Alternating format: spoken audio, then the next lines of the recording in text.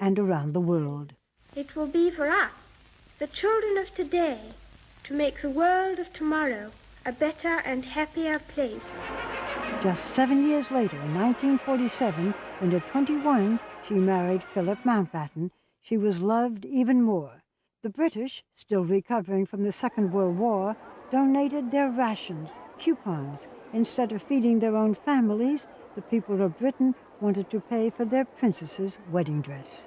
The country was still in a very austere place following the war. How did that affect the wedding? It highlighted it, because everything was so drab and so sad and so worn out and grey, grey, grey.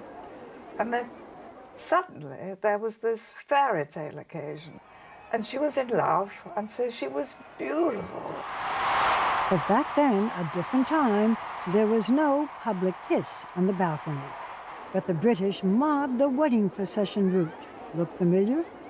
I here present unto you Queen Elizabeth, your undoubted queen. And her coronation in 1953, the first ever to be televised, is breathtaking in its color, its regal beauty and formality.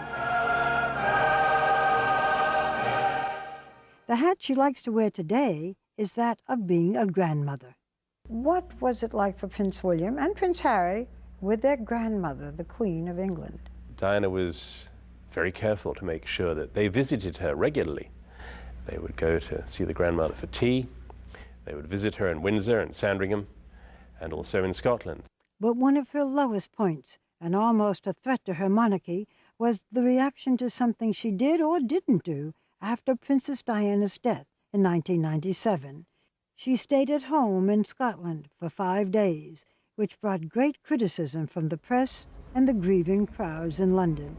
But eventually, it healed.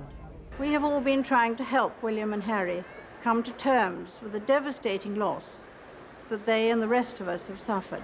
But the current recession in Britain has fed into anti-government anger, as in December when Prince Charles and Camilla were attacked in their car by protesters, some even yelling, "Off with their heads!"